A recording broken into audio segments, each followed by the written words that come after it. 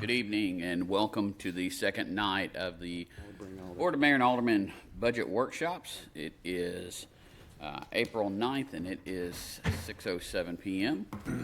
Guess we're going to start off with Miss Phyllis. At the last week when we concluded our general fund budget, we discussed rate increases or salary increases for personnel. And in the last few weeks, Andrew has been working with others to coordinate and gather information from the rate study. So at this time, I'm going to turn it over to Andrew for him to discuss his findings. Good evening, everybody. So just sort of conceptually to understand what I was asked to do, the city has done compensation reviews periodically over the years. And when you approach a comp study, there's two components to it.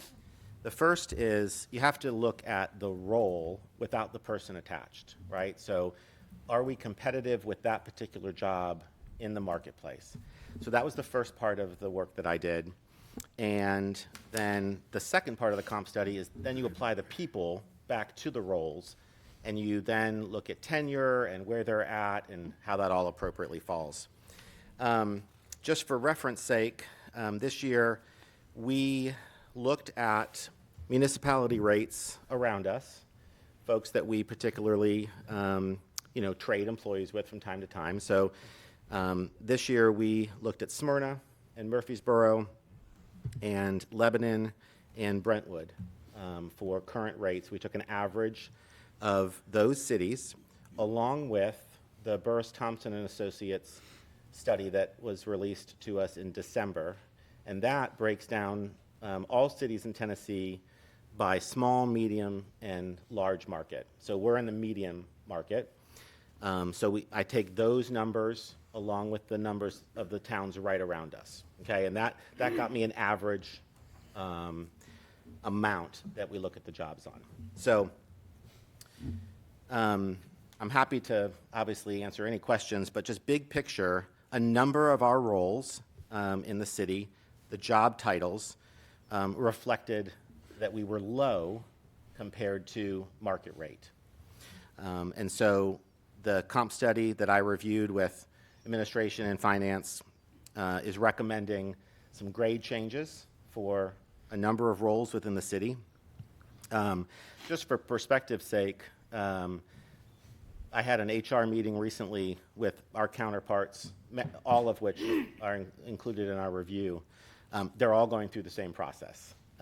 So my counterpart in Smyrna mentioned that they're doing about 70 or 80 different roles within the city that are increasing in pay. So it's a very common practice.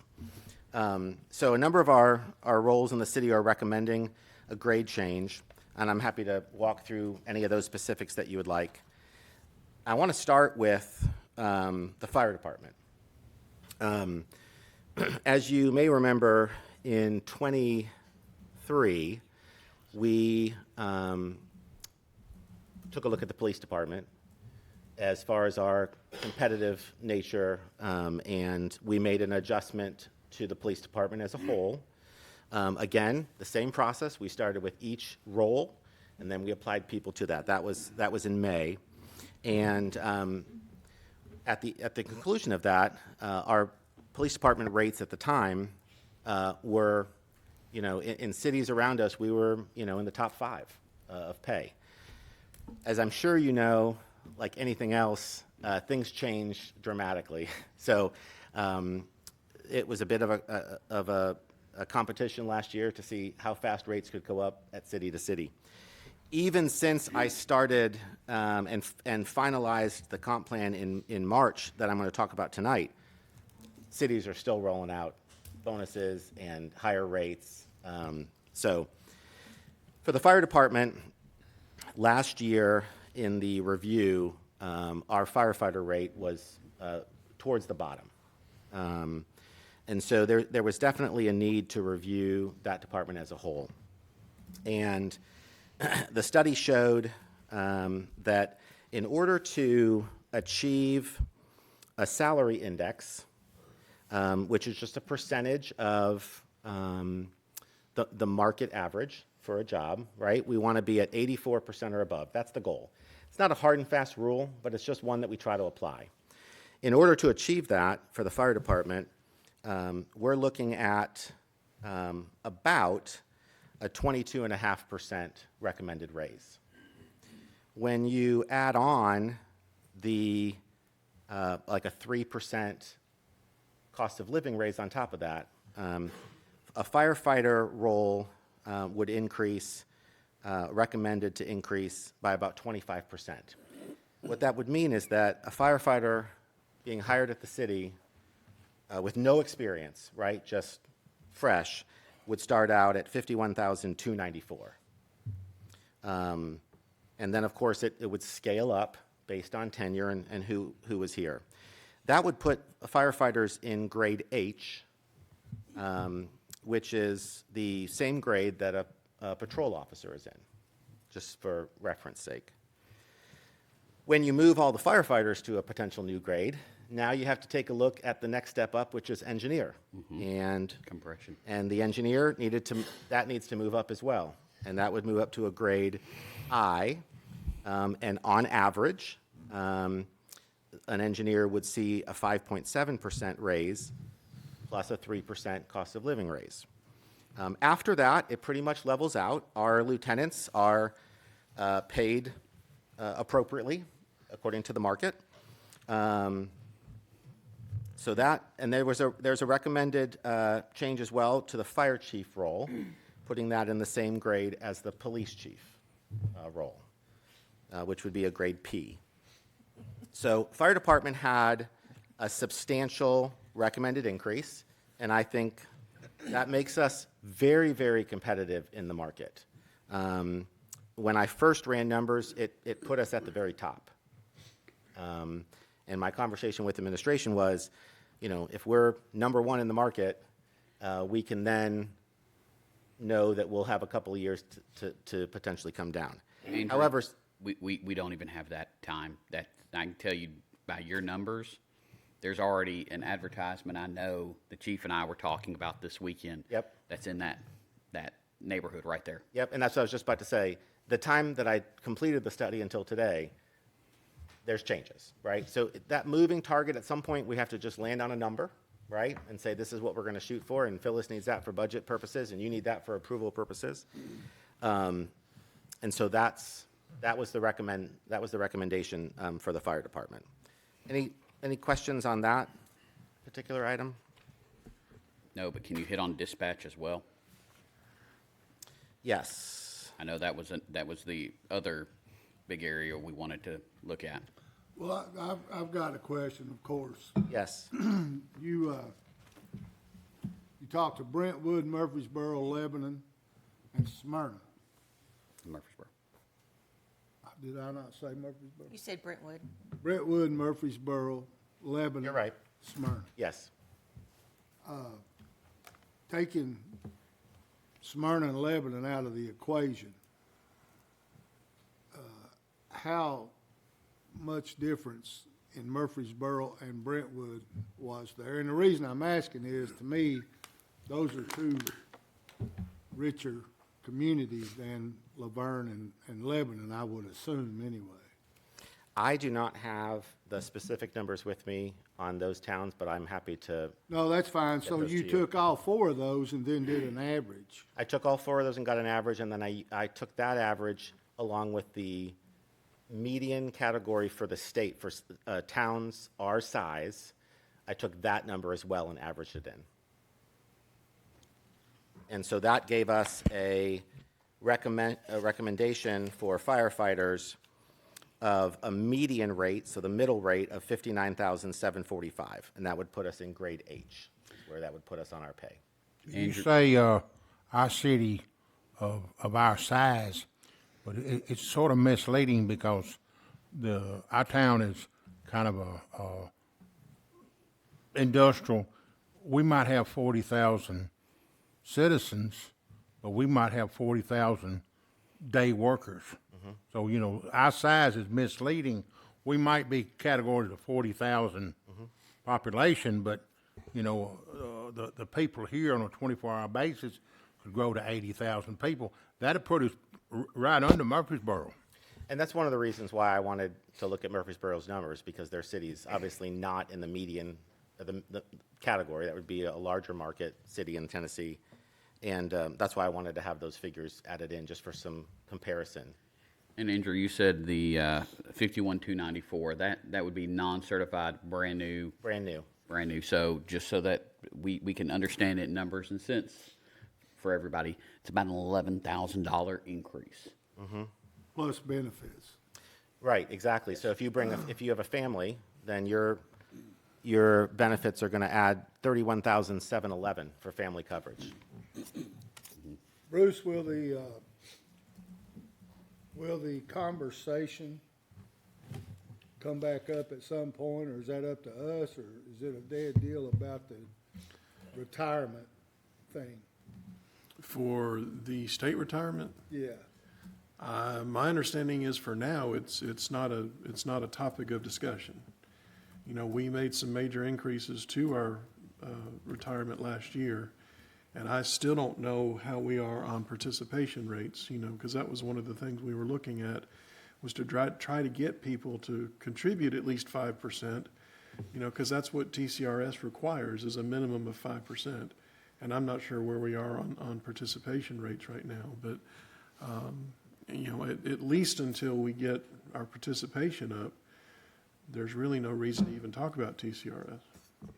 I know the younger people, their thoughts is different than the older people. The older people want to contribute more. The younger people tends not to want to participate as much. To some extent, that's true, but don't forget that TCRS is a two-way street. It's not just a one-way street. Right. And people think, hey, it's going to help us with recruiting. Well, it's also going to help other cities recruit our people away. Ronnie, if you had to make a choice, I guess that's not really a fair question, because You're already vested. He's already vested. no, I'm just thinking, if you was a young firefighter with a good head on your shoulder, would you rather be able to do the TCRS or a substantial raise? Because if it comes down to it, let's be honest, we're not going to be able to do both at any point. Yes, sir. And Vice Mayor, that is a very long question, and Bruce, I promise I'll keep it short. Yeah. There's a lot of factors that fall into that. If you offer me TCRS and no retirement insurance versus a 457 and a 401, some people would choose that, because if you have to work to your, say, 25 years, if you're 21 years old and you get hired on the fire department, you have a 25 or 30-year retirement, that puts you at 55 years old. You've got to carry insurance that costs roughly $1,700 between the ages of 55 and 65 years old for Social Security. Insurance is $1,700 a month right now for two people. And so that changes things significantly in my viewpoint, because what we spoke about the last time we discussed TCRS is, no offense to other city employees, but for a patrol officer to be leaving a squad car at the age of 62 years old trying to chase a bad guy, that's difficult. Same thing for a firefighter in the back seat, 62 years old, gets out of bed at 2 o'clock in the morning, jumps on the fire truck, goes down the road. That is very difficult.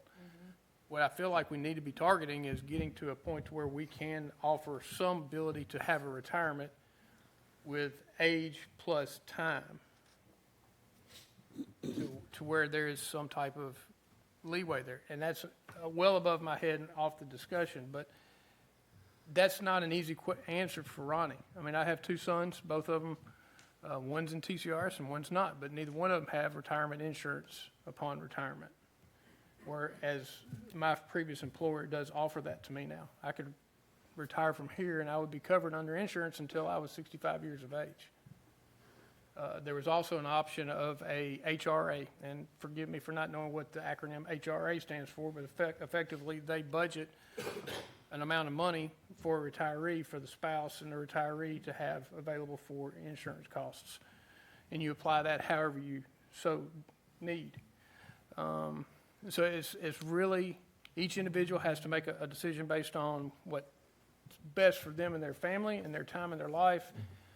But for Ronnie, at my age and what I recognize now, that retirement, because there was a point in time where my dad had been retired from the City of Memphis Fire Department for 20 years, and they said, you no longer have retirement insurance from the City of Memphis. You are now responsible for a $1,700 bill.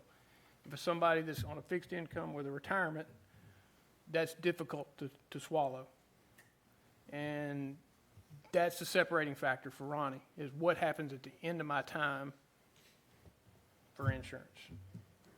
So sometimes it's not all about dollars and cents. For somebody that's sitting and counting dollars and cents and understanding the long-term trajectory of where they're going to be in 25 to 35 years, there's a lot of factors that come in. 401s and 457s without retirement insurance probably could be better than TCRS. But with TCRS, which is an option to have retirement insurance, that's a different story. All right. Also wanted to point out that after the review in the fire department, it caused us to do a deeper dive on our laborer roles. Last year, we also made a significant move in our labor department. And, you know, when we're talking about that group of people, you have to think about where we compete for those laborers. And, you know, for the most part, we're competing with our neighbors, right? But we're also competing with Amazon and UPS and FedEx and the warehouse fulfillment center type jobs. So the study does have a recommendation to increase one grade for each laborer role. So a laborer 2, as a new hire with no experience, would see a 12% increase plus, that's correction, a 9% increase with the 3% cost of living for a total of 12%. That would be grade F. Currently, they're grade E. A laborer 3 would move to grade G, which would be also a 9% increase plus a 3% cost of living for a 12% increase. And then laborer 4s would move to grade H. And depending on the tenure of the employee, those rates are a little bit different, but generally it's a 2.6% increase along with a 3% cost of living. So making some significant investments in those that have a laborer role, Parks and Rec, Public Works, codes, stormwater, those areas. I think that will really also assist us with retention and attraction when those roles are open. Also happy to highlight any of the other changes. Those were some of the more significant changes. I will point out that administrative assistants, which we have in various departments, that role was recognized to have an increase as well. We have sort of two distinctions. We have administrative assistant roles, and then we have executive administrative assistants, like in administration, fire, and police. But administrative assistant role was recommended to move up to a grade F, which would be a 2.6% increase along with a 3% cost of living. So again, a 5% increase on that particular role. Other call-outs, and then I can field any questions you have. The court clerk position, when I reviewed the courts, we were significantly low if we had to rehire for that particular role in the marketplace. So the recommendation for the court clerk role is to move to grade I, which is an 18.2% increase plus a 3% cost of living. So a significant change on that particular position. Just as a point of reference, the last time we did a comp study, we had some roles with those kinds of jumps, right? Roles that have existed for a while when you review them in the scope of people around us, some of those will call themselves out to say, wow, this is really below the average that we try to hold. Andrew, can you touch on dispatcher? Yes, sorry, you asked about that. Andrew, I'm glad you brought that up because that was one thing I was going to try to speak about. I seen the 3% raise in the budget, and to me, that was like a joke. The way I see it, a 3% raise don't even cover the inflation. At 3%, the employees be making less money this year than it was last year with the higher prices. So I like them steps, move everybody up a step. It'd give them on the long run at least 12 or 12.5%. That'll be more fair for the employees, way the economy is. Yeah, and on the cost of living side, obviously, I can put any number in there that you all would like to proceed with. That was just the guidance that I had to start with. So if that number changes, I can revise that based on a recommendation that you as a board would have. Dispatch category, Mayor, just as a reference, we are, the recommendation is to stay in the same grade that they're in. The market average is 54,225, and that would put it in grade G, where it is. I thought with the, there was an email from last year that we were looking at, and you had compared a bunch of different cities, but we were on the lower end for dispatchers. And last year, we moved dispatch up a grade. Okay. So this year. That took care of it? Yes, this year, the recommendation is it's in the correct grade for pay. Okay. In the police department, there are no significant recommendations, and the primary reason for that is we really did that big move last year, and that put us right in line with where the market is. So there's no significant call-outs in that area. There is Andrew, not trying to interrupt you. What is the starting pay of a new police patrolman?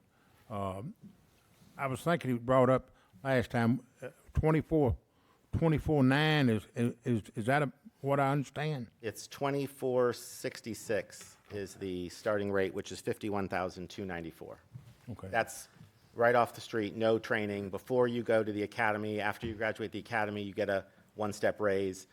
Then you go into your FTO program. When you graduate your FTO program, you get another one-step raise. So there's 6% increase built in if they successfully complete those processes. Okay, it's 6%. Just say, in dollars and cents, what is that 6%? I don't have a calculator in front of me. What's that 6% in dollars and cents? Well, you would come in at 51,294 as a step 1, and as a step 3, it's 54,418. So $3,200 roughly. So you go from like for 25 to maybe 28 something. Yeah, I don't have my hourly grid, but That still, yes. to me, seems like pretty low. I know we can't compare them to Nashville, but I think Nashville, they come, start out at, I think, 60,000. Well, and Nashville's definitely a different arrangement than we have here. Say they're different, yeah. Both with the union that's there in Nashville.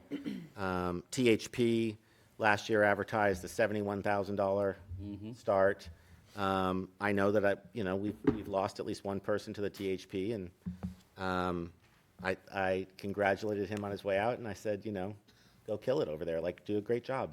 We can't compete with a $71,000 starting rate. But the biggest low in the price, we're going to lose a lot of officers to other cities unless we get it up. I hate to be just a training ground for somebody else's municipality. Well, Dennis, that's what he spoke about at the beginning was when we were looking at all the surrounding areas, we're pretty competitive for police. Now, can we always be better? Yes. I'd say that for police, fire, and for pretty much any department. Can we be better? Yes, but we're pretty competitive right now. Andrew, you probably don't have this, and I'm asking just so that we can find out as a board, so you can email us all afterwards. And Bruce, please don't have a heart attack whenever I ask this. But to get everybody to market rate, what would that be? Breathe, Bruce, breathe. To get all positions in the city at market rate? Yeah, I would not have that answer. Yeah, if you could just email the board. Approximately October, would that be a good timeline to get? Just don't include Bruce because he might have a heart attack with it. Are you asking, after he's gone through all of his numbers and everything, what is the absolute bottom line for the amount of money that would be spent each year? If we were to move, Andrew said the goal is to have at least 84% at market rate, which is looking at private and public to make sure we're competitive. And so if we looked at having everybody at 100% of what the market rate is, what would that look like dollars and cents for the budget? I can tell you right off the bat that of the 200 and, what's our number, Phyllis? 286 budgeted positions. In the study that I'm proposing tonight, we would have less than 20 that would be below 84%. And a number of those are open positions. So they're not, assuming that they would be hired after the May 1st cutoff for the cost of living increase. But current employees in positions right now, very, very, very few would be less than 84%. And any that would be, they're right on that 83, 84% line, and it's because of compression related to tenure that they're at that spot because of where people are in the department above them. But generally, for the most part, throughout the city, we are green at 84 or above. Does that make sense? Mm-hmm. Okay. So I mentioned court clerk. Just want to highlight a couple of the other positions. Water billing manager is recommending a change, a one-grade change. Fire chief, I mentioned that. Shocked at that. IT director is recommending a one change. Library director is recommending at least a one position change, a one grade change. We were low on our library director pay.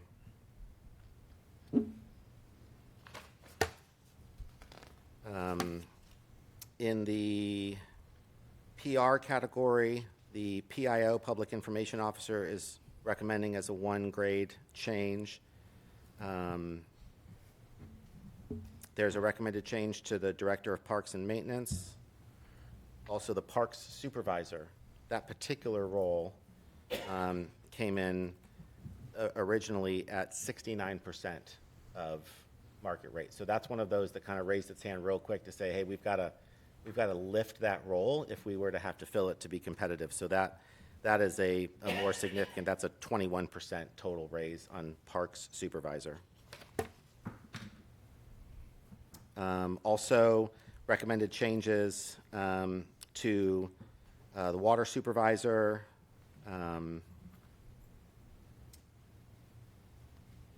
raising that up to an additional grade. So that's kind of the overview, and I have, Phyllis, I don't know if you have it as well, but the total increase of the recommendation, do you have that?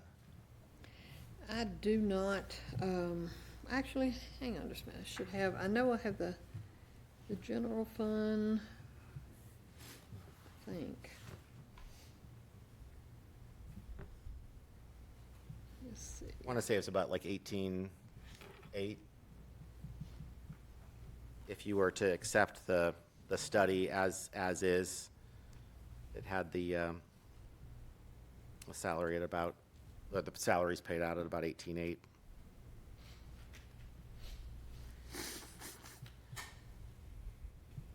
The final step of a comp plan then is, once we get the steps, or once we get the positions in the correct step, and you as a board land on what you want to see for a cost of living increase, then I would go person by person and apply their new step and grade, their stipends, anything additional that they get paid. And then that would generate a compensation letter that usually comes out in June or July, whenever we pass the budget. It's just like a 3%, you know, that's across the board, really. If we just give a 3%, the employer's gonna be making less this year than they did last year with the cost of gas, cost of all the things. So, you know, 3% even across the board, would put even the supervisors making less probably than they did, last year. Not so much because they make more. If you're making 80,000, 3%'s a lot of money, but if you're making 30,000, 3% ain't that much, but. Yeah, and again, I'll follow the lead of the board and administration on whatever they'd like in that column. I'm happy to make any adjustments that y'all want. So Andrew, for this year for the general fund, the budget for just wages and general fund is 26,507,000. Last year it was 24,391. And we took out 6 firemen for sure out of this year's budget, so.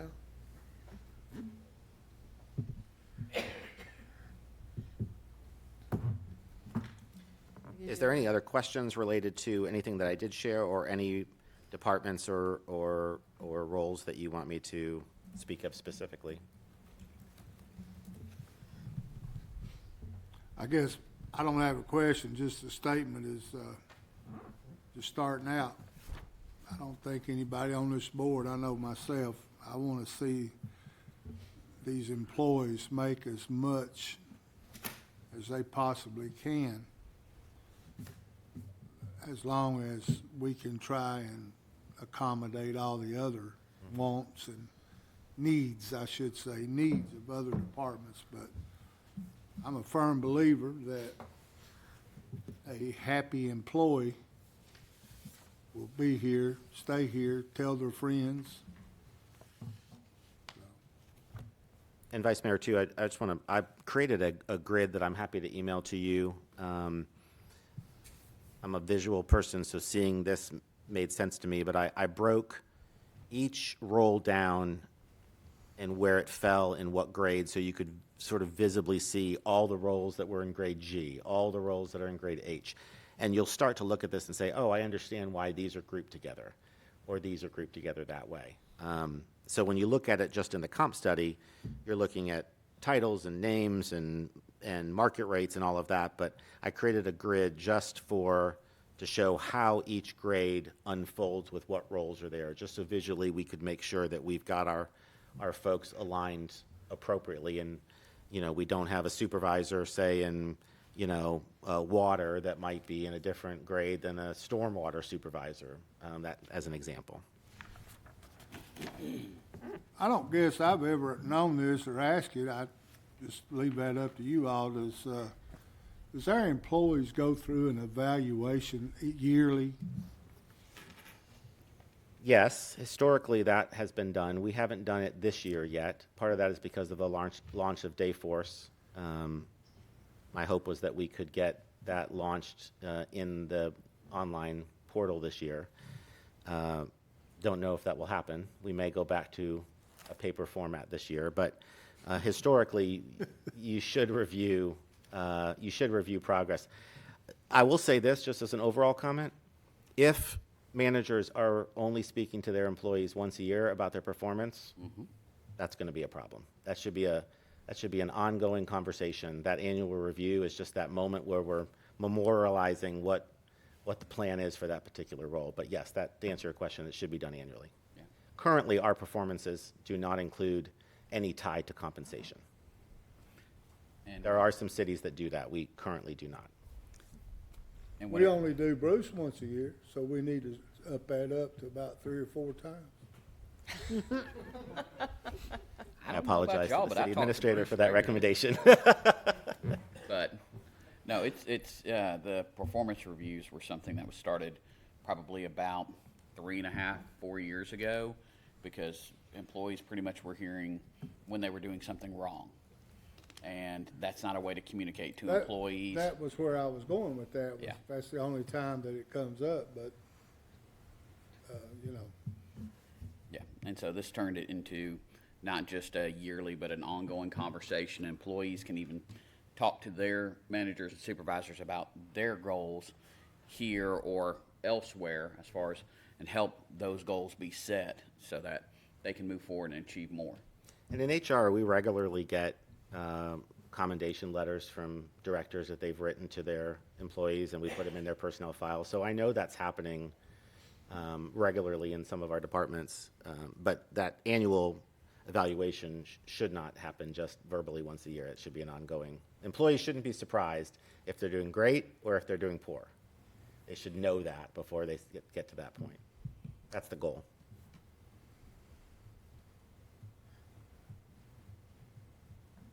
Any other questions for Andrew? Ms. Phyllis? Okay. We're going to start off with the State Street aid budget. Really don't have a lot of change here. We're still averaging about $1.4 million in revenue due to fuel taxes. And then our expenses are running right around 1.3 million. And the biggest portion of this budget goes toward paving. And Mike will provide a list, I'm sure, of the streets that will be anticipating paving for 24, 25. Moving on to the senior center. Wait a minute before you run Okay. on. This is street thing, said paving, that just hit a sore spot in me. The roads around Laverne, I mentioned the fact is in bad shape. And it's not because of the employees is neglecting the job. The streets is in such bad shape, it's having the street department work harder to keep these bad streets up. For the last 6 weeks, 2 months, street department been busting their ass fixing potholes. And I know a lot of these streets is cracking, and they're gonna need more and more. I like to see more streets being paid, because if you don't, we're gonna come to the point that we're gonna be behind the 8 ball on the streets, because the street department can only do so much because they got other duties. I know for about 2 or 3 weeks there, only thing they were doing was patching holes in streets, and they done a great job. But you know, we can't expect the street department to do that every day. And I don't know of a street in Laverne that might not need completely paving, but section of it needs some pretty extensive treatment. If not, we're gonna have a disaster with streets. You know, and I rode around the city just looking at streets, and very few streets was not needing something. Go ahead. Do we know how long it's gonna take Reagan Smith to develop a plan? Yeah, that's, Paving? Michael, if you could come up. Dennis, this was kind of what we talked about at the workshop that you missed, where there's new software that's going to evaluate all the roads and grade them and set up a schedule for paving that the city can each year adopt based on need, and it can be reevaluated every couple of years. Michael, do you want to go into that? Yes, sir, that's correct. It's actually Kimberly Horn that's actually doing the study for us, Ms. Hobbs. So they're projecting to have us something within 6 months, and that is our goal, to be able to take that data and then assess it and then come up with a plan with the roads that need it the most. However, we have a limiting factor, as all of you know, and that is called budget dollars. I had put some numbers together for last meeting. I don't have that list in front of me right now, but over the last 3 years, we have spent $2.7 million in paving the streets of Laverne. That's a lot of money that goes into asphalt. So, and I think we brought it before the board every year. Every year it's been, those roads definitely need it. So we're putting the dollars to use, but that limiting factor is all we can do is what we can do with the money. Yeah, I heard we that get. in the last workshop, we're paying somebody $10,000 to tell us that we got bad roads. I understand that. But Yes, sir. Well, that's not what they're saying. That's a misrepresentation. It's evaluating all of the roads and coming up with a schedule. So if you drive around, which I know, Michael, you get phone calls from me about the roads, and Joe, I know you get phone calls from me from where I ride around with code, as far as seeing stuff with codes. So I get all around the city just about every morning. And so I'm going to say the roads aren't to the point where they're about to completely fall apart, as you said a couple months back.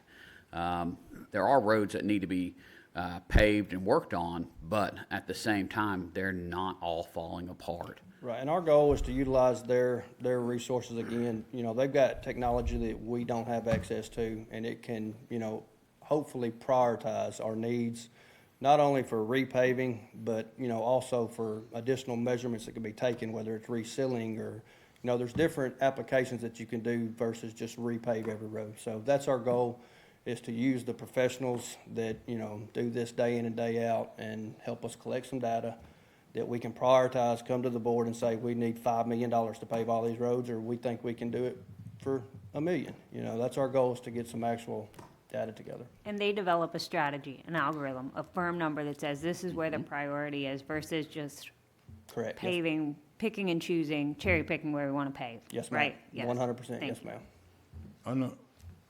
I know somebody ain't driving the same roads, but, I seen y'all out busting y'all's ass for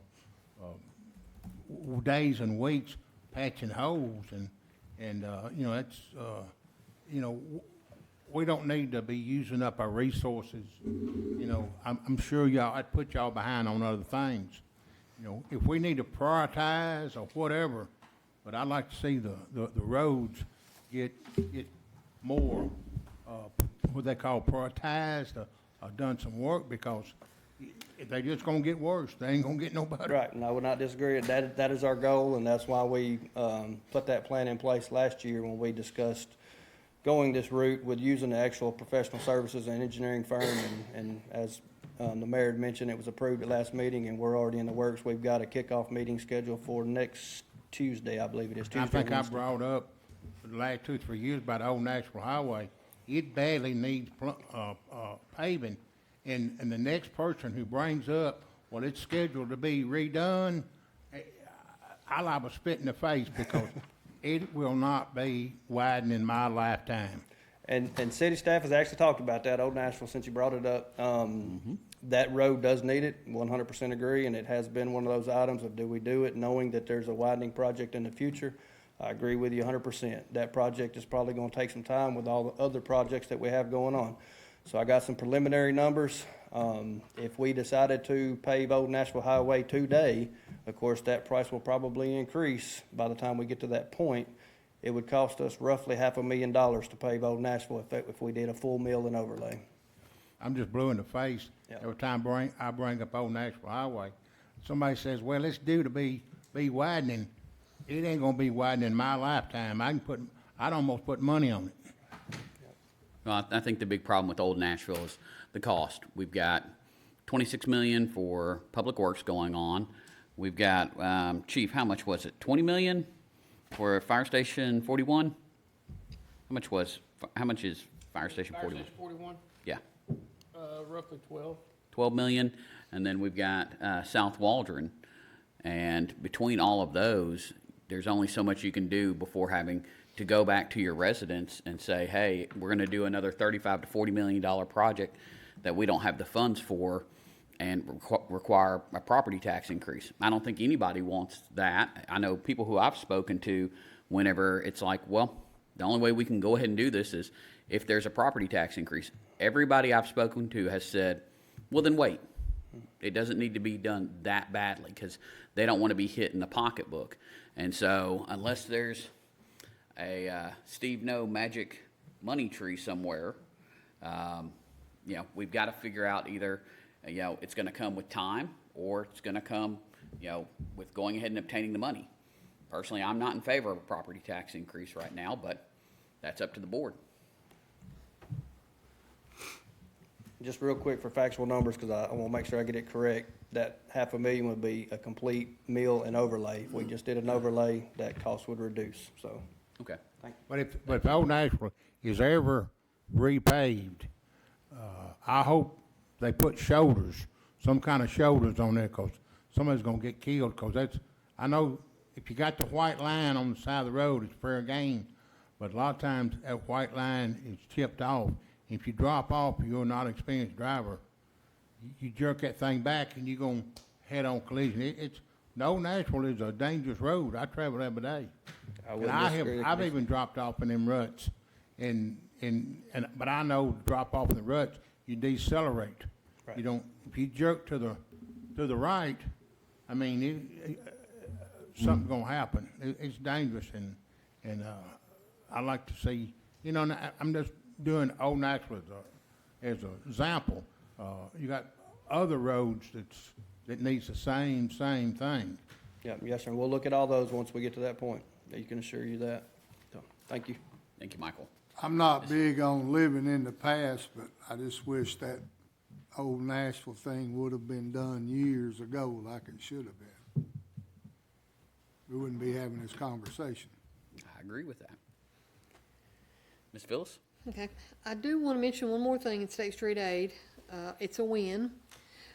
If you look at the expense sheet on the first line for the street lighting, last year, we implemented that LED Yes. street lights, and you can see we're seeing significant savings there. We have been running about $300,000 in street lighting, and this year we're forecasted about $191,000. That is a good chunk coming down. Okay, moving on to the senior center.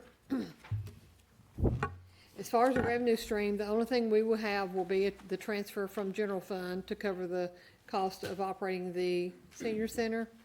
I do anticipate the senior center, these are rough numbers, and we'll probably be re-looking at these as we get into, more into the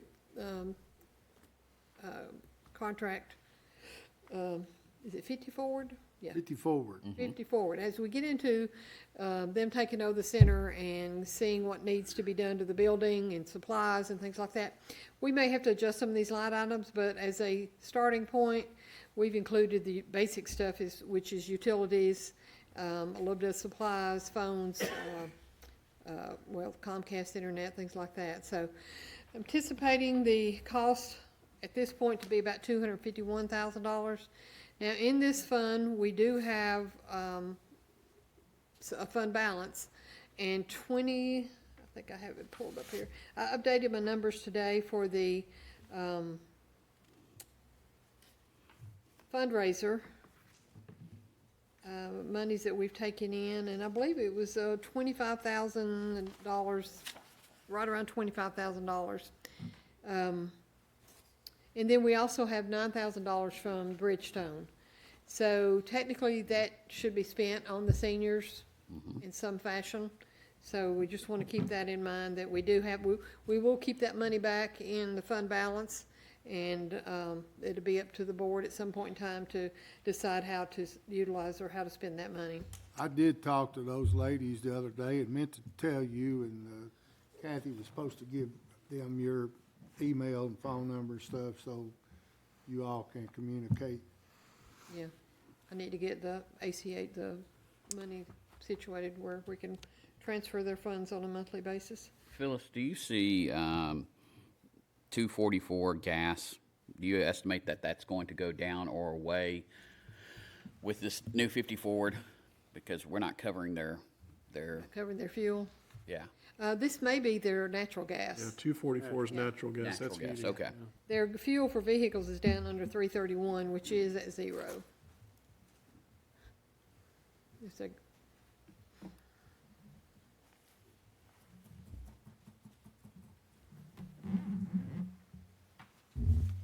if we don't have any more questions about senior center, we'll move on to the drug fund. In the drug fund, we have very little revenue coming in there.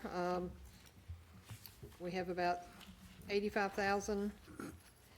And we do have in the capital list that Bruce has passed out, there are a couple of capital needs, some SWAT rifles. I think this is gonna be an annual replenishment of SWAT rifles, and then purchase of some drones. I did include that in this budget, which made the expenses be $177,600, and those funds will come out of the fund balance, anything over and above the $85,000 in revenue. I am going to agree about the drones. When the whole situation happened with the police officers being shot at Dollar General, we watched from Incident Command from a drone, and it was clear, steady, watched the whole SWAT team move through. So that was, they did a lot of ground cover with those things. So I can see that being a needed technology. Yes. I wanna see that. Our next fund is the 126 equitable sharing. This is federal revenue sharing with federal government. We don't have a lot of activity anymore going in and out of here. About 35,000 in revenue, and then we have $247,000 worth of expenses, which include $157,200 in evidence device, recording videos, recon 3D, workout equipment, and speed limit signs. And then we also have a request for $80,000 for the evidence management system and for a forensic program. Most of that will come out of their fund balance, which they have about approximately $660-something thousand in fund balance. Moving on. It says cash in bank, Mm-hmm. Says 23-24. A little over 368,000. And 24-25 is 150, a little over 155. Mm-hmm. What's the reason for that? Because we're gonna be spending about $247,000. That's what she was just talking about. And part of this, you have cash for equitable sharing, and then you have fund balance. The fund balance is a combination of the drug fund and equitable sharing together, so that looks a little different there. Our next fund is the stormwater fund. We're anticipating revenues to hold steady at about $1.4 million. And then we have expenses of approximately $2.8 million, which includes an installment for the Public Works building, which is to reimburse the 413 fund for a portion of the Public Works building. We kind of looked at this because the fund balance for stormwater is only around, looks like it's going to be around $3 million at the end of the year. We didn't want to hit that fund really hard and take the balance of the Public Works building out of here, because it would be detrimental to the fund. We wouldn't have enough operating cash to keep that fund going if we took the full amount. The full amount would have been somewhere around $4.5 million.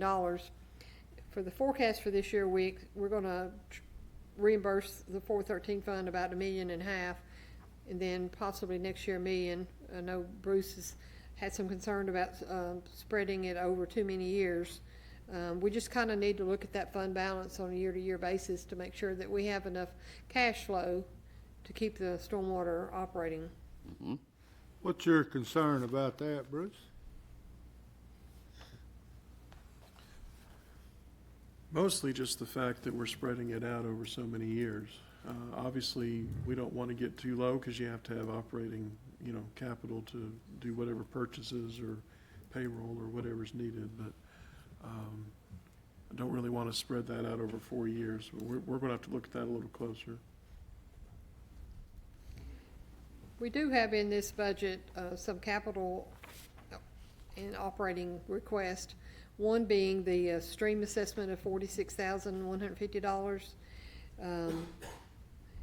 and a dump truck for $150,000 on top of the $1 million for the Public Works building. Any questions on stormwater? We can move on to the 311 fund, which is our capital project streets.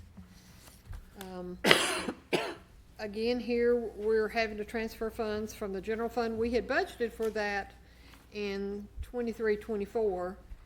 We're not quite ready to start all these projects, so we've carried that over to 24-25. It's the same pool of money. It's not a new pool of money. So that money will be transferred out of general fund. I believe a portion of this initially came from the bond issue, if I'm correct, Bruce? When I believe some of it did. yeah, when we took the bond issue out, a portion of that was for some street improvements.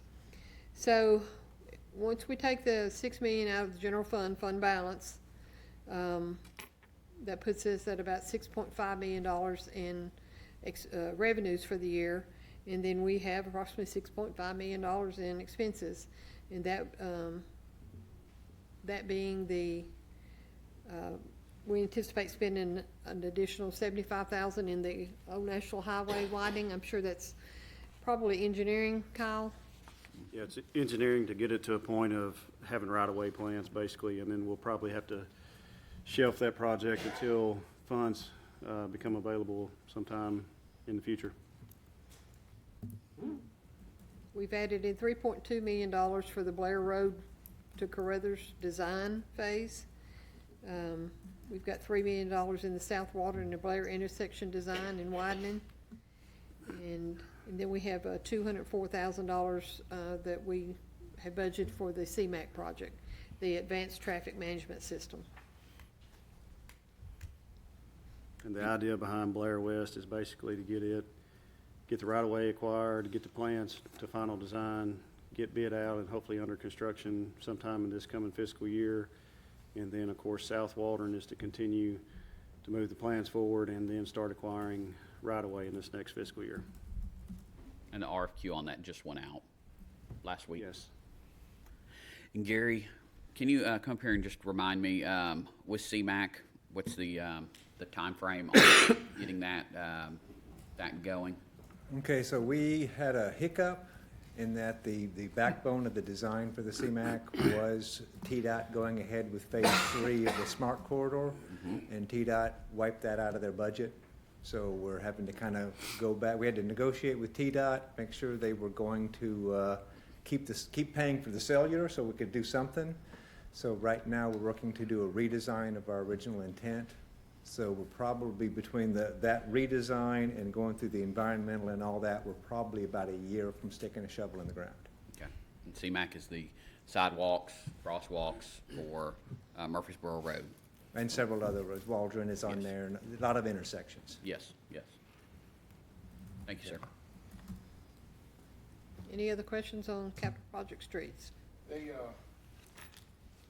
The green pipe that's over by the interstate, that's what do they call that pump station over there? They used to call it, something James. The Waldron Road pump station. Okay. That's part of the upgrade for the, pump station over there. No, it's the, Yeah. I'd say they're drilling on the interstate. I guess they're gonna put new pipe on it. I seen all the pipe over there. I guess they had to upgrade for the future growth out there on Walden Road. Correct, yes. Okay. Phyllis, the impact fees from 23, 24 is gonna go down? Or am I reading that right? Or the budget? We're not expecting higher impact fees? We're not seeing a Or lot. is it just hard to tell? It's hard, very hard to tell. If you notice, we've been trending downward. That's just a number really you can't pinpoint. a good way to, We start kind of low and hope that we go high. yeah, and a lot of your higher right now is High Point 24. So if you notice, High Point 24 is basically almost built out. So until they start building over here by the co-op, you're not going to start seeing a whole bunch of impact fees other than residential homes, which Arbor Ridge is starting to break ground, but we're gonna have to have some subdivisions open up to really start pulling permits to see that number go back up.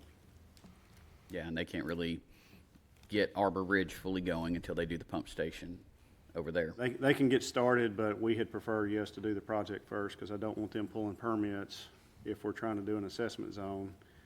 Because I want everybody who's pulling the permit to make sure they're having to pay towards the assessment zone. Correct. So we need to get the project bid out and the assessment zone set before they start pulling permits. Do we get that money once the permit is pulled or to the turnkey? Once they pull the permit, they have to pay the assessment zone fee, as long as we've got it established. Yes. So we should start quite a bit of money for widening the Walden Road. Not on, that is going to be just the normal road impact fee, but the Waldron assessment zone, which will be for the sewer project, will basically take the cost of that project and divide it up over the acreage that basin serves, and then come up with a fee. And then we'll present that to the board to approve, and then whatever fee y'all approve, we make sure we enforce it towards each permit that's pulled in that area. Bruce, something like that was done years ago when they run the sewer out by the school. They put what do they call it?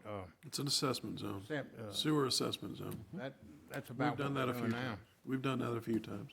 They run out after 15 years, so if you don't recoup your money in 15 years, you're not going to recoup it, and you know, it goes away. So when we set up this new assessment zone, it'll last for 15 years. Whatever gets built in that time frame will contribute towards that, whatever projects are in that area, you know, to hopefully pay for that, for those improvements.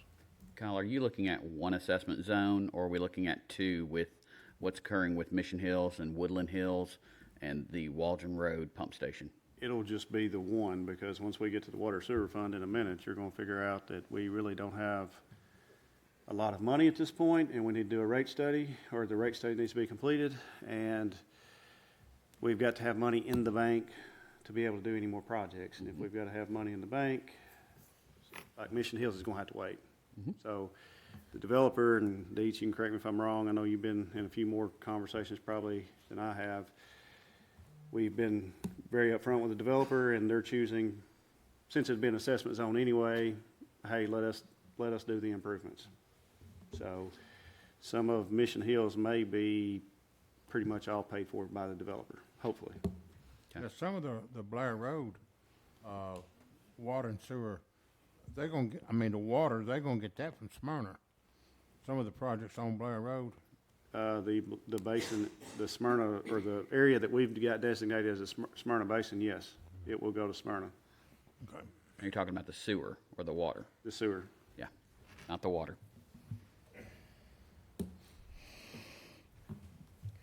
Their next fund is the 313 Parks Capital Project Fund.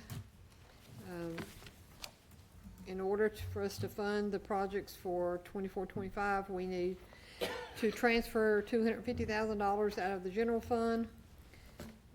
That will put us with a revenue of about $345, using about $1 million of the fund balance. We are looking at the Mankin Park improvement for $150,000, the Hurricane Creek Greenway Phase 2, $410,000, Brookside Park, $563,000, Walking Trail resurface, $200,000, and then a little bit for the service charges.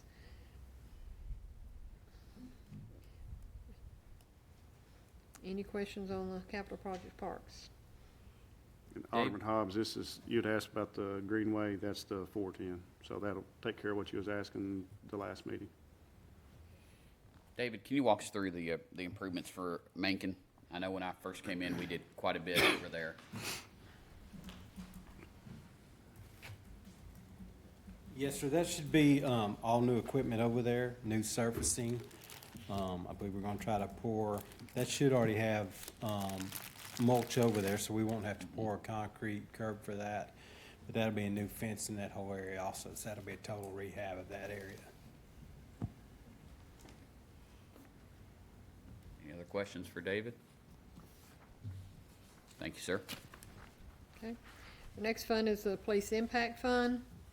We anticipate about $100,000 in impact fees, about $239,000 for a grant that we're in the middle of. And then our expenses will be the balance of the tactical vehicle, which is $100,662. That's about all the activity in that particular fund there. Any questions on that one? If not, we'll move over to the fire impact fund. We anticipate about $30,000 in impact fees. We anticipate spending about $38,000 for turnout gear.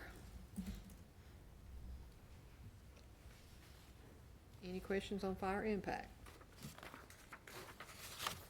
Okay, now we can move on to the 413 fund, which is not gonna be good. In the 413, which is our water sewer fund,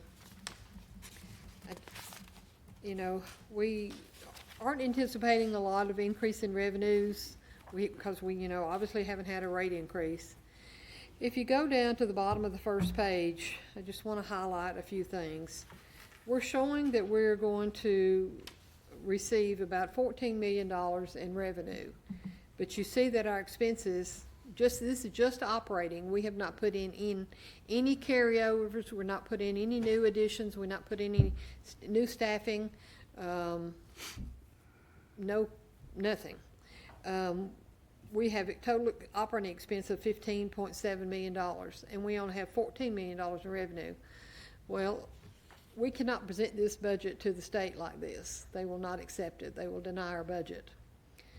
The bad thing is we can have $100 million in the bank, but if our expenses exceed our revenues, we're still in distress.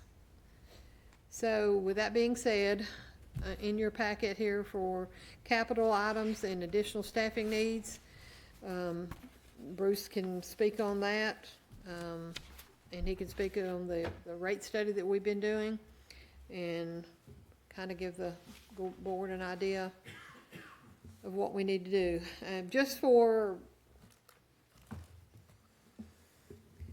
simplicity, in order for us to operate just our operating budget and get it back in the black, we need about a 13% increase. Where's that come from? Raising the water rates.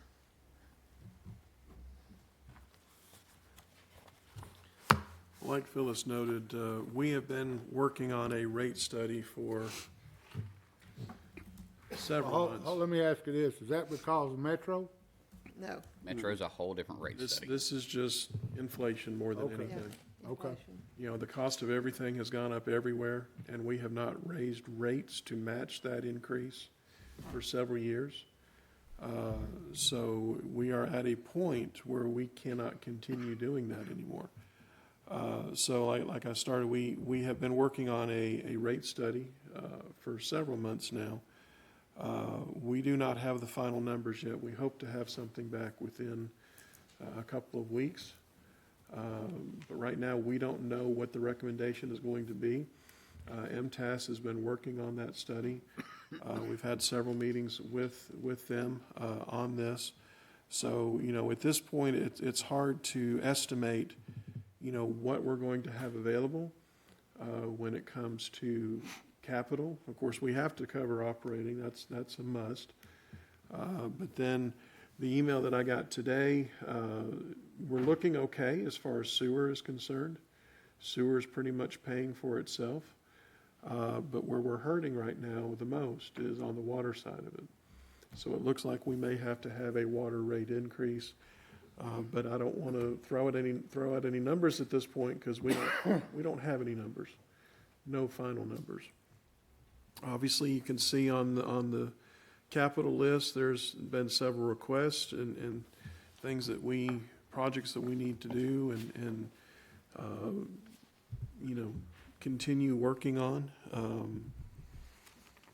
But that's, you know, if you want to go through those, we certainly can. But right now, there's not a lot of information to really finalize because we're waiting on the rate study.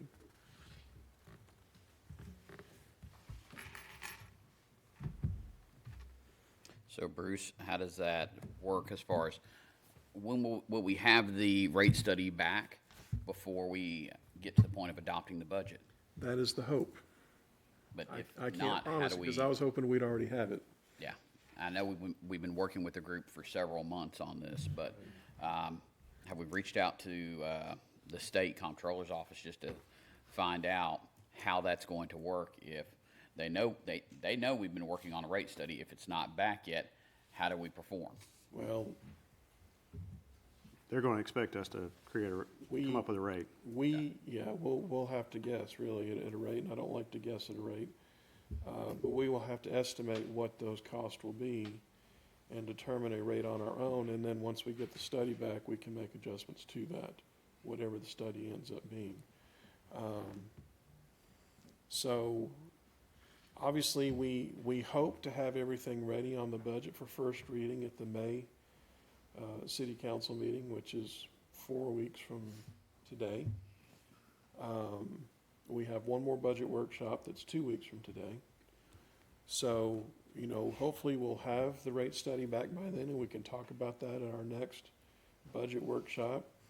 And then, of course, we'll have the workshop prior to the meeting, the following week, I think it is. So, we still have some time to nail this down before first reading. If the budget's not ready to be approved on first reading in May, we'll have to put that off. Can't put it off real long, because obviously we have to have approved budget before the end of June to go into effect July 1st. So right now, waiting on this rate study is kind of hurting our ability to get things ready. So, we're really hoping that they will come back with the numbers that we need. Seems like we always waiting on the study.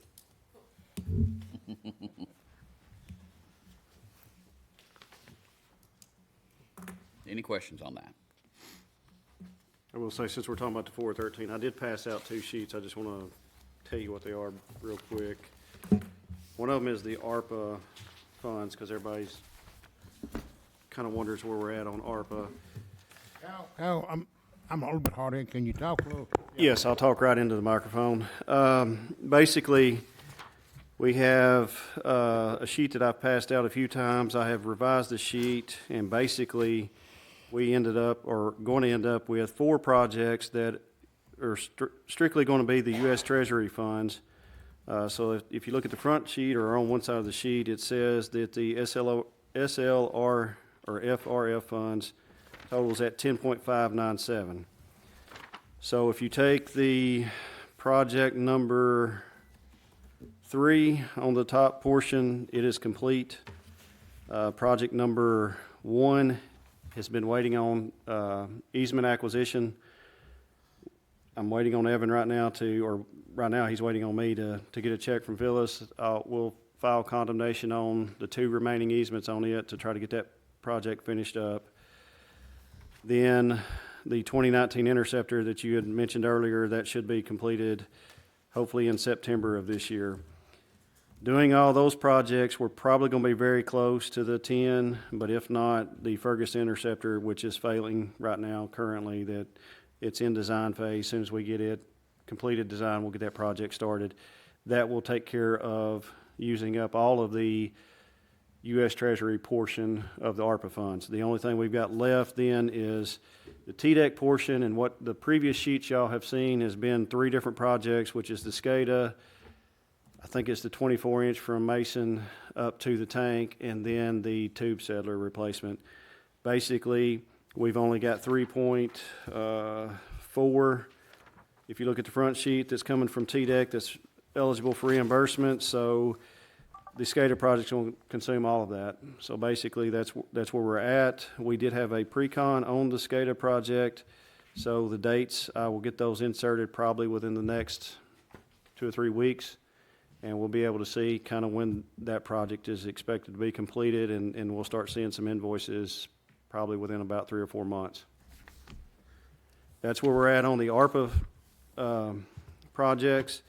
And then the other sheet I have passed out is got green and blue, and I think some of you said you can't see it. That's, I understand, it's, try to get it on one sheet so you can see it all Got together. magnifiers. But basically, this is all the projects that we have turned in to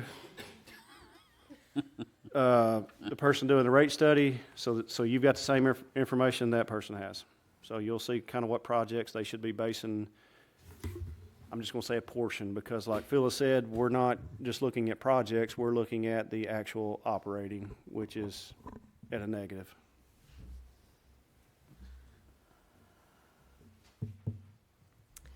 That's all I have, Mayor. Do we have the fee schedule? Bruce passed that out. I handed it out. What I handed out is the current fee schedule. At this point, we have not worked on any changes to that. The impact fees, obviously, there is an annual increase that's been, or an annual adjustment, I should say, that we can make. I'm working on getting that ready for the next council meeting. I'm not sure what that's going to be at this time. But this is our current fee schedule. And that's all I've got at this point on that. Okay. Anything you or staff see as far as our fees that need to go up? I know state's tackling right now municipal court, which they're looking at raising, the individual fines from $50 up. But are there any individual ones you are looking at that needs an adjustment, whether it's dealing with permits or whatnot? One of the things we briefly discussed with codes is basically looking at having the developers, as opposed to everyone else, but having developers pay for the software that is being used by codes. So that is not something we've implemented, but that is something we are about to start looking at, is to see what would it cost permit-wise. Do we add another $100, $50? What is that fee? That way, pretty much the yearly fee and maintenance fee of the permitting software is actually paid for by the people pulling the permits. So that is one thing we'll continue to look at. Other than that, though, I've not talked or had any discussions about changing any of the other fees. Joe, can you come up for just a second? There's one, I don't know if we're working through this with legal or if this is already in here, but where when a developer or a builder comes and says, hey, I'm ready for final inspection, but they're not really ready for final inspection, so then there's 3 or 4 more final inspections after that. I know we've been talking about addressing that with actual costs. Is that in here, or is that something we're working through with Evan? I think that's something we're working through with Evan. You're talking about reinspection fees? Yes. We've not really had any discussions about reinspection fees, but that's something, going forward, we can look at. Okay, because I know talking to Scott Work, that's, final, whenever they call for their final, it's give them another checklist. Here you go. And then they have another final. Yeah, and reinspection fees are common in other jurisdictions, Okay. It's been about 20 years since I built my house. Does anybody know on a house, how much money the city gets for a house? I know it's going by square footage, but the average house, time you buy the water and the sewer tap and building permits, all the stuff, the dollar amount. I've never broken that down by square footage since I've been here. I mean, we have a I'm pretty sure we square foot. provided that last year. But I can look at what we provided last year and provide the same document. Seemed like something popped in my head 20 years ago. It was about $15,000, but I could be wrong. It's been a long time. I didn't see what it was today. I know we have a per square foot cost, but then there's other fees in it, so I haven't broken that down since I've been here. Nobody has a ballpark figure. We could break that down for you. We could look into it. Has that, maybe I'm backtracking, I was trying to read and catch up, is that deal charging the permit pullers to use that software? Has that been done before? Other cities have different ways of collecting fees. Some people put it in, like where we've got the square footage cost of pulling the building permit. Some of them just say, instead of it, let's just say we had 30 cents a square foot or something. Some people say, okay, do 32 cents a square foot. That way to cover the cost of the software. Some people, I think I've seen a few cities that have in there a technology fee or something. They'll call it different things, but it's basically just a fee that covers the cost of, like I say, we've got yearly maintenance fees with Intergov that basically the general fund has to cover. So it's, the way we're looking at it is instead of the general fund covering it, let's have the people that's actually pulling the permits cover it. So, now, once we do that, they're gonna complain about that. City's never done that before. We basically have kinda, in my opinion, the square footage cost and all that's kinda offset it a little bit, but I had rather see it to where basically we can say this is what's covering the cost of the software. Is it a substantial amount or just a minute amount or? We pay about $40,000 a year for the Intergov software, and then we pay an additional, it's about 40 right now, for Intergov Assist, which is basically, you know how we've included the fire impact fee and some other things in the past few years.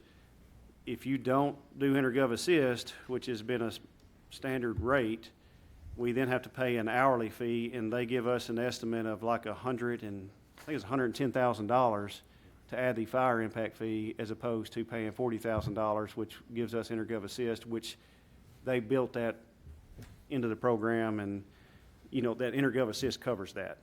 Hey, every little bit counts. Yeah. Yeah. I feel we're kind of winding this thing down.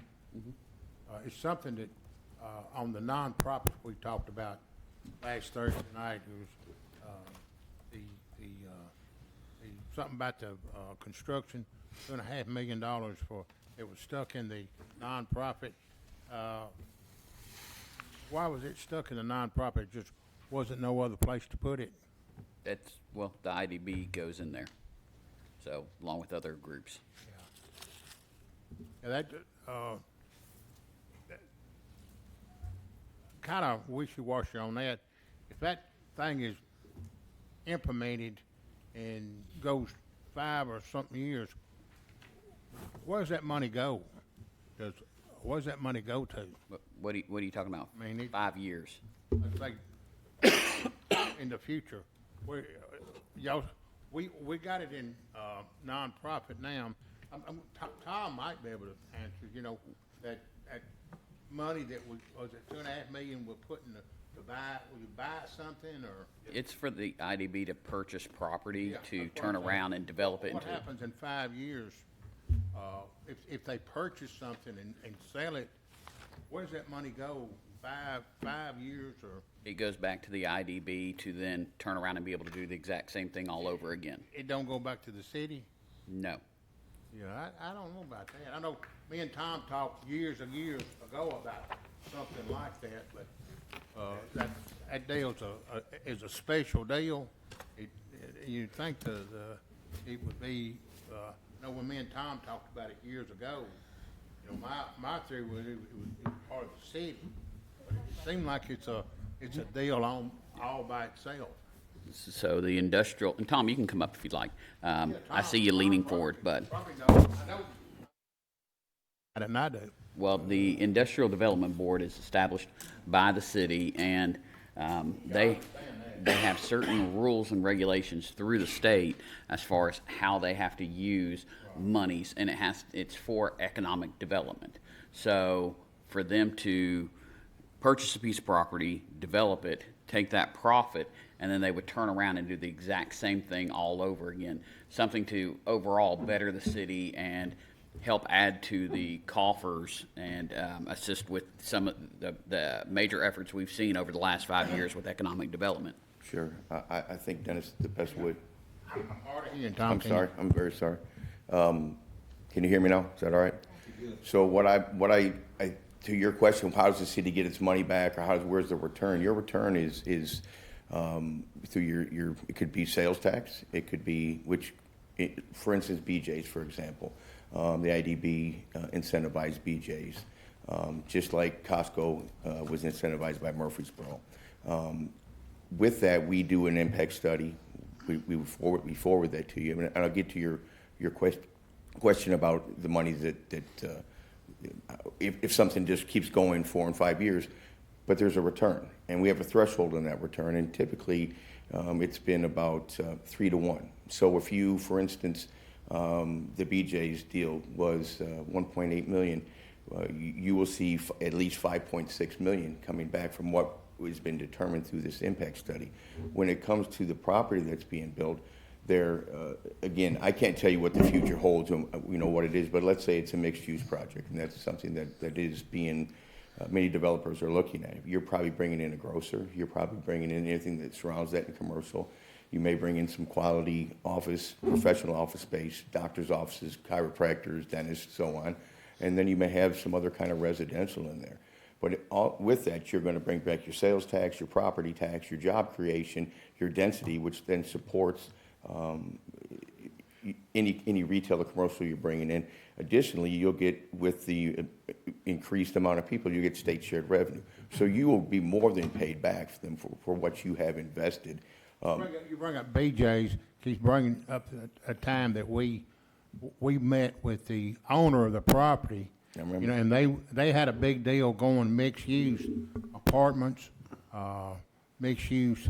He wanted it rezoned, and I think me and you met with him a number of times, and we had to stand hard with him because they was wanting to give us that property, what's that, and we just stepped. If they would have went apartments, BJ's wouldn't have ever been there. Agreed. We had to fight them tooth and nail. Agreed. Back then, but Without saying too much about that previous property owner, he was tough to work with. We eventually did, but we stood firm. We said that's a commercial property, and it sure enough, it turned out to be. And you're right, had we have taken it in another route or rezoned up to it. that point, everything that come in there went somewhere else. And he was sitting on that property, and he told us right in this room here. He said, "This thing's eating me alive." At one time he offered to give that property to us. Yeah, I think that was some of his negotiating. I don't know that he was ever going to give it to us, but the point is, you're right. We believed in the use and it over there, and eventually we were able to bring in a BJ. So I agree. I remember whenever Will the city get money back? Oh, absolutely. Through property tax, sales tax. Yes, sir. And just so you know, Smyrna's done it. Murfreesboro done it. Nashville built much of its area through the same way. Many years ago, you brought up our conversation. It is an outside of the box way of doing it. It's not the way it used to be typically, but we have to be there. Look, we're competing with Smyrna. We're competing with Mount Juliet. We're certainly competing with Nolensville right now. And we have to make ourselves competitive, and that's a way to do it. I can tell you that the piece of property that has been purchased by the IDB, the developers are, I would probably say 20 developers are speaking to us about wanting to be part of that. But here's the thing. The IDB, while it's independent of the city, it's still a Component. Excuse me? Component. It's a component of the city. So we get to control it. We get to control its use. We're not at the mercy of a developer coming in and wanting to do what's best for him. We're going to do what's best for the city. So I do think that there is a plus for it. I hope that made sense. Yeah, I knew you could explain it. A little I knew you bit. could explain it good if I could hear you. And I can say, I know the same developer. Whenever I was first elected, he called me wanting to change it to industrial. Not even mixed use, but industrial, like we don't have any industrial property here in the city as it is. But we've stand firm, and we worked with, as far as them, the developers, with BJ's, to get that in there and get those out parcels in there that can develop for the future. Sure. I know, this gives the IDB and, to a degree, the city a level of control, and we can do, whether it's like Smyrna, where over by the YMCA, they sat on property for 20 plus years, and then just announced they're developing that into a multi-million-dollar mixed use. They could simply go ahead and develop it into, whatever it's zoned for. They can go a lot of different ways with this, but it gives an economic perspective to it to drive that, and it allows a level of control. Sure. And I'll give you another example right now, the Aldi's property. Kyle, you remember the property owner now, or before Woodhaven, they came to us several times. They wanted more residential, they wanted storage, they wanted flex buildings and so on, but we stood firm. And again, the IDB is going to be able to help make that possible as well. So I think the industrial board is a wise committee to have. The thing that shocks me about the industrial board, though, is we're giving them this multi-million-dollar budget, and you guys have sole authority into purchasing. Like, that decision never comes before the board. It's not an advisory committee. Like, you are given that money to execute whatever deals you see fit without coming before the board. I don't particularly care for that. That to me is shocking. yeah, actually, I'm not giving it to y'all or giving it to them as far as, but I hear your point there. But you would hope that they're running, their vision is aligning with y'all's vision.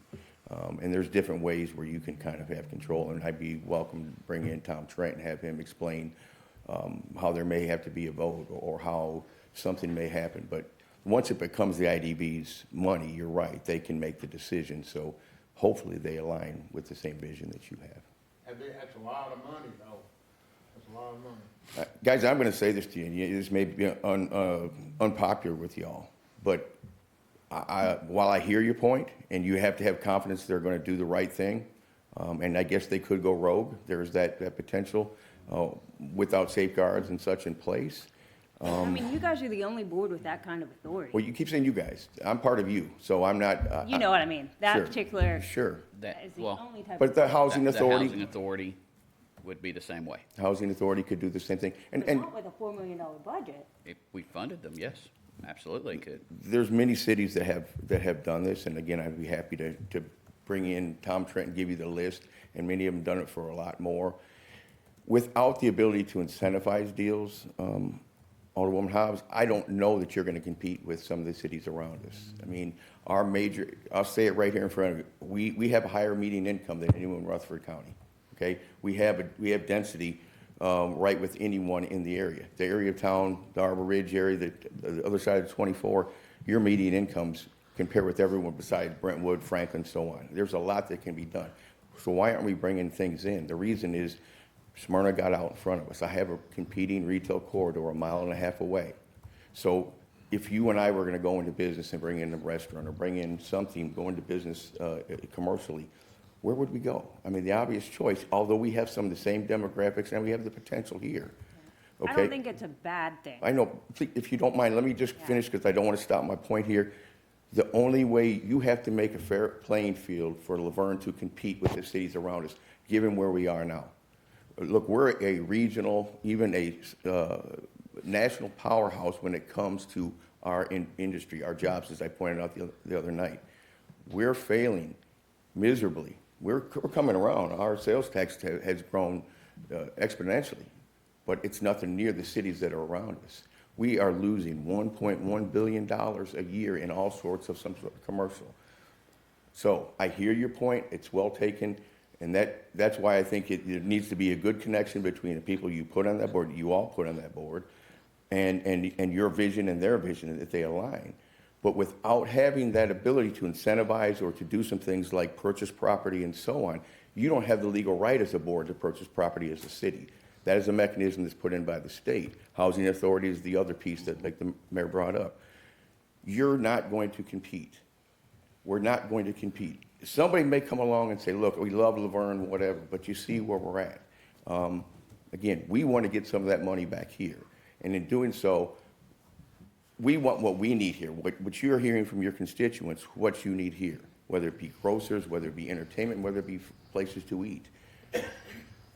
We have to be able to control the pieces of property that we purchase. How many times have we heard, and I'll say it, guys, we've gotten 6 car washes. We have X amount of Mexican restaurants, which that's a whole other issue there. We have car parts stores. We have things along those lines. We have dollar stores, okay? Without us having control, those things can come in if they're zoned properly. This is where you as the city, or we as the city, can control that property and determine what exactly we need and what exactly should go there. So that's why I'm saying there is benefit to it. I hear you, No, I promise. I get it, and I totally agree with Yes, that, ma'am. and I think it's wise for the city to purchase property. That way we do have control over the business that's coming in. Again, my only point to that is I feel like that should be more of an advisory committee, because I do respect the individuals that are on it, they have the expertise. But at the same time, I still think when we're spending multi-million dollars of taxpayers' money, that should ultimately come before the board for a decision.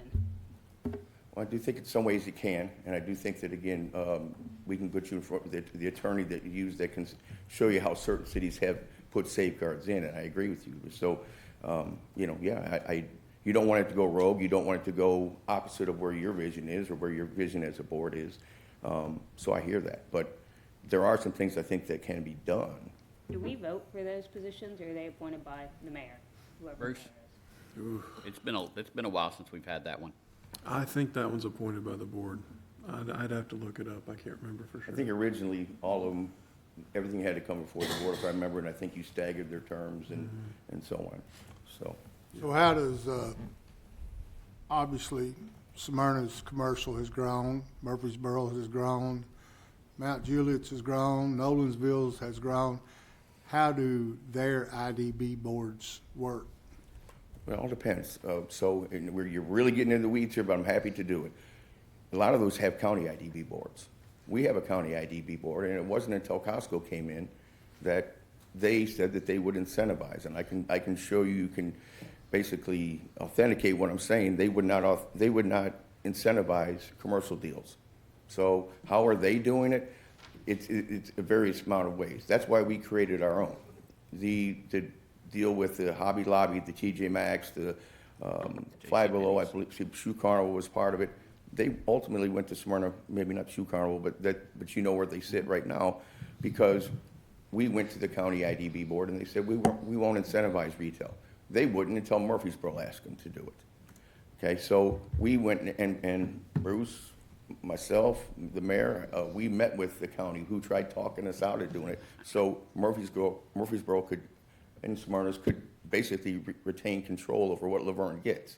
We balked at that and said, no, Murfreesboro wouldn't ask Laverne whether we could get this piece of property or purchase it, so why should Laverne have to do it? So that's why we did that. Again, I hear what you're saying there. I'm just saying to you that this is a very valuable board, and as far as it being an advisory board, that's a state deal. I don't think we have the option of making that an advisory board and/or. I mean, an IDB basically is, as they said, it's a pseudo board. It's our board, but they do have that authority. It's a separate entity from the city. It's not a city function. It's not a city entity. That's why they have a separate board. Okay. And so this board appoints their board of directors essentially, and that's the only control we really have over that entire organization. Okay, I didn't know that, thank you for clarification. And with that, you were talking about Smyrna. Smyrna has its own IDB. Our IDB functions just the same as what Smyrna can do, which is not only city, but county, up to 10 years. Well, on a pilot, Yes. payment in lieu of taxes, a tax abatement, we can take the county's portion of taxes without asking them, and that's basically what we did with BJ's. County's portion is a little bigger than ours, so it's good that if we can do that in that kind of deal. You know, there's various ways. There's two ways in the state of Tennessee that you can incentivize deals. It's either a TIF or a pilot. So, again, I just want to say it again, without beating it up, the IDB is very valuable. I do hear what you're saying. That's why I think there may be, to the extent that we can hold some reins on who's on the board and so on. You know, it will then, like I said, their vision or their actions will align with your vision. That makes sense or no? But I promise I hear what you're saying. So. I guess looking at it, our community votes us in, so they trust us with our ideas and beliefs, and I guess we put you all in, and we have to believe in what you're doing. Yes, and I want to keep saying, I'm part of we, I'm not part of they, but I do Well, know that. we, Tom doesn't sit on the board. we help put in the IDB board. Yes, sir. Yes, sir. But also, I'd like to say, how did we get on this nonprofit thing right now? I guess you won't even have to show up to next meetings. That's fine with me, if you'd like me to stay home. Well, and I will add one thing since we're on the topic, which is the IDB board meetings are all advertised. They're open to the public. I know I've come in and sat in on many of them, as have other people in the community. So it's something that people can come and watch. And that IBD board, that's been in place how long? 2019, Bruce, right before the pandemic, I believe? It sounds right, yeah. We needed it in 2012, 2013, and we were finally able to establish it about 2018, 2019 is when we start putting it together. So, And have they brought anything specific? have they brought it? They don't bring things. They have the ability to incentivize deals. Right. They incentivize BJs. Without that incentive, and they're working right now currently with the Uptown Laverne project as well, which is your Aldi's, your 4 restaurants, and so on that are going over there. There's nothing there that's been concrete, but they are working with them. Thank you. And it may be something too, I mean, they could meet now that I think they're talking about meeting quarterly, but before that, they would meet as needed. So you say, what have they done? It was really up to what deals were in front of them. And they do provide quarterly reports to the city administrator. And annual reports, correct? Kind I of, hear you, but they're supposed to do it annually, right? supposed to. For the audit, yeah. Yeah. Thank you, Tom. Yes, I sir. knew you could explain it well. Raise up 5-0 in the 4, Tom. That sports update was sponsored by Steve. No. Okay, Bruce. What all are we going to cover or in 2 weeks? 2 weeks, we will have presentations from the nonprofits that y'all requested the other day. And then we will hopefully continue our discussion on water and sewer. Hopefully we'll have some rates by then. And then capital is obviously always a big topic, and try to finalize that. That should be about it. Okay. Call this meeting adjourned.